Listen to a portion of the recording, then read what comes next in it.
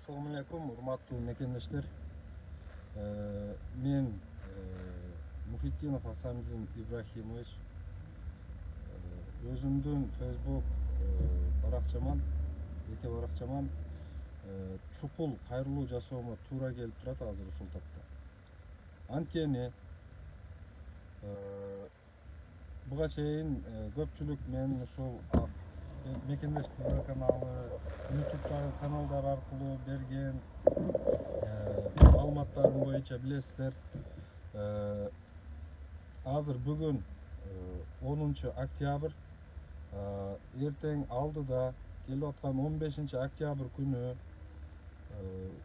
Кемпирабад маселеси боюнча Өзбекстан, Кыргызстандын ортосунда чек араны тактоочу мамлекеттик комиссия түзгөн 36 протоколду ачыкталышы, элдин пикири, аны билген адистердин пикири бардыгы ачыкталып, элге туура түшүндүрүү иштери жүргүзүлүп, анан маселе тигил же бул жака чечилүүсүн талап кылган элдин бири катары ошол курултайды уюштуруп өткөрүү жана башка маселелерди мен жетекчи катары моюнга алган болчумун.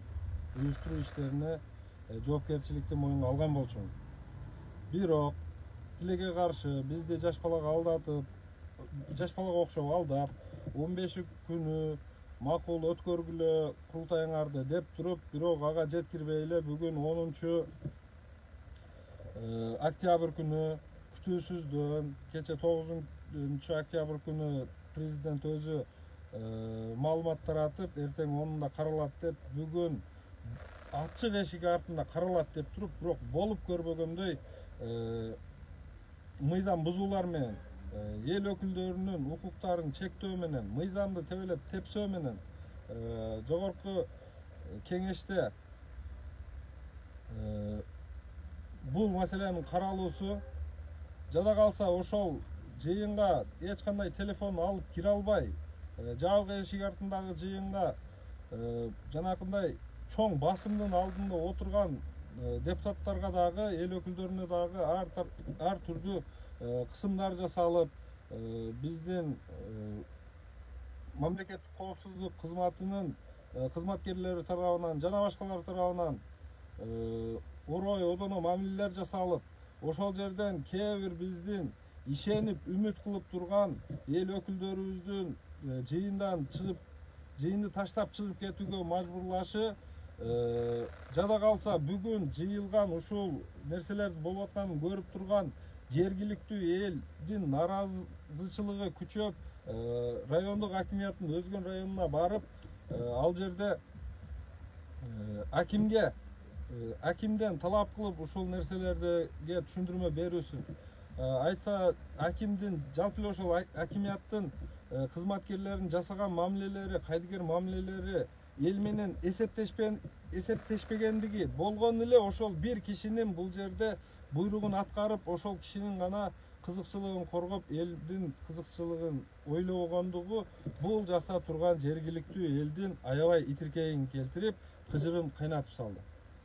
Акыркы маалда мен элди башкарууга толук мындай көзүм жетпей калды, себеби азыр мурдакыдай эле жок, мыйзам чегинде, мыйзам менен өзүбүздү маданияттуулук менен, сабырдуулук менен талап кылалы дегенге азыр кээ бир эл арасындагы жаштар макул болбой, тигиндей мындай баягы эмоцияга алдырып бараткандыктан мен чукул бул расмий кайрылууну жарыялап коеюн дедим. Мен дерлик түшүнүп калдым, азыр биздин курултай өткөргөн менен дагы делимитация, демаркация маселеси ратификациядан, мыйзам долбоору ратификациядан өтүп кетет экен. 15-не чейин бул маселе толугу менен чечилип бүтөт экен. Ошондуктан мен ушул убакыттан баштап бүгүн 10 октябрь, азыр саат канча болуп калды? Азыр бизден 2 минут өтүптүр. Ушул таптан баштап мен ошол мойнума алган жоопкерчиликтин бардыгынан баш тартам. Мындан ары жергиликтүү элдин ошо нааразы болуп чыгып аткан элдин тобуна эч кандай башчылык кылбайм. Алар үчүн дагы ошол өтүүчү нерселер үчүн дагы жоопкерчиликти мойнума албайм. Мен ушуну расмий жарыялап коюуга мажбур болдум. Анткени буга түрткү болгон нерсе ошол жападан жалгыз нерсе ошол биздин бийлик өкүлдөрүбүздүн эл менен эсептешпегендиги болду. Кыргыз элинин мен позициямдан тайбаймын. Мен дагы деле ошол бойдон калам. Кыргыз элинин келечеги болгон жаратылыш байлыгы бул кыргыз элине гана таандык болушу керек. Башка бирөөнү шериктеш кылып, мисалы бизде элестетиңиздер, алтын тоогубуз бар. Алтын тоогубуз бар, ал ушундай жумуртка коет. Күн сайын эмес, күнү түнү саат сайын, минут сайын алтындан жумуртка туулуп турат. Мына ошол алтын тоогубуздун жумурткасы ушунчалык көп, ошонун алтындан болгон жумурткасын башкаларга сатып, элдин жашоосун оңдогондун ордуна биз жакшысы тоокту бирөөгө өткөрүп берип салган атабыз. Же болбосо алардын сөзү тоокту бирөтөлө өзүнө бербесек дагы тоокканабызды берип, анан тооктун жарымы меники, жарымы сеники деп атабыз. Бул дагы башкасы дагы мени канааттандырбайт. Бүгүн акимдин берген маалыматы, буга чейин бийликтегилердин берген маалыматы бардыгы суу кечпеген калп маалымат. Анткени мындан 65 жыл мурун, 55 жыл мурда, 65-жылы өтүп кеткен суу сактагыч болсо, эгер бул Өзбекстандын аймагына өтүп кеткен болсо, анда ушуга чейин эмнеге эки республика буну өз ара ратификациялаган эмес? Эмнеге бул маселе бүгүн көтөрүлүүдө? Өзбекстан өзүнүн аймагы 55 жылдан бери, жарым кылымдан ашык убакыттан бери өз карамагы аймагы болуп келген жерин эмнеге бүгүн кайра келишимге салып, бүгүн кайра соодалашып, бизден ушуну мыйзамдаштырып атат? Демек бул сөз жалган. Буга чейин эч кандай жер өткөн эмес. Ал расмий түрдө биздики болуп келген. Азыр дагы биздики. Бирок биздин ушул жетекчилик ошол нерсенин бардыгын улуттун келечегин, улуттун, мамлекеттин кызыкчылыгына түкүрүп туруп, ушул нерсени эл өкүлдөрүбүздөн бери мойнунан кармап апарып, зордуктап азыр мыйзамдаштырып беришип атышат ушуну. Көрүп турган пенде катары, кыргыздын уулу катары мен эч качан кечирбеймин биздин бийликти ушул жасап аткан чыккынчылыгын. Мен ойлойм, кыргыз эли, кыргыз республикасынын жарандары эч качан кечирбейт. Аллах Таала да кечирбейт. Анткени Алла Таала муну бизге берген болчу аманат кылып. Ата-бабаларыбыз бизге калтырып кеткен болчу. Бирок биздин ушул эки азамат, эки дос бүгүн ушул элдин барын тебелеп тепсеп, кызыкчылыгын коңшу өлкөгө өткөрүп берип атат. Мен каршымын буга. Мен колуман келгенче акырына чейин күрөшөм, бирок мен жөнөкөй жаран экенмин. Азыр биздин мамлекетте мыйзамдар бардыгы жок болду. Эч кандай жарандардын укуктары корголбойт. Эч кандай мыйзам бизди коргой албай атат.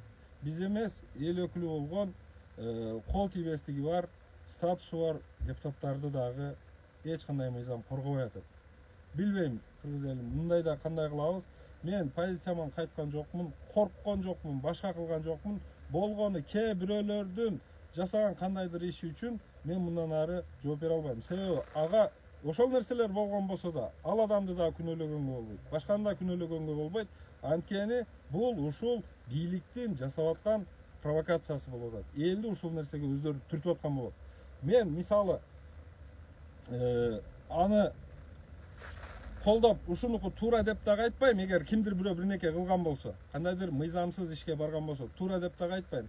Бирок түшүнөм, ушунун баарын жасаган бийлик болуп атат. Эл менен эсептешпей, элдин пикирин ойго албай, жалган жашыкты айтып, элдин баары ыраазы, бир эле 5-6 адам каршы чыгып атат, алар кимдир бирөөнүн адамдары деген жалган маалыматтарды таратуу менен элдин, жердин казынасын, келечегин сатып атат. Мен кечирбейм, мен өлүп кетсем дагы буга ыраазы болбоймун. Мен ушул позицияда калам. Көңүл бурганыңыздар үчүн рахмат. Мен мындан кийин элдин эл арасында болчу нерселерди эч нерсени моюнга ала албайм. Буга чейин ошол моюнума жоопкерчиликти алып, ушул уюштуруп, курултайды жакшы bir маданияттуу деңгээлде, эл аралык, элдик деңгээлде, мамлекеттик деңгээлде бир жакшы кылып өткөрүп берүүгө үмүттөнүп, ниеттенип, аракеттенип жүргөн, бирок тилекке каршы бул үмүт тилектерибиздин бардыгы бүгүн таш капты. Аны ким таш каптырып атканын түшүнгөн эл түшүнүп турат. Бирок тилекке каршы көпчүлүк элибиз кайдыгер экен?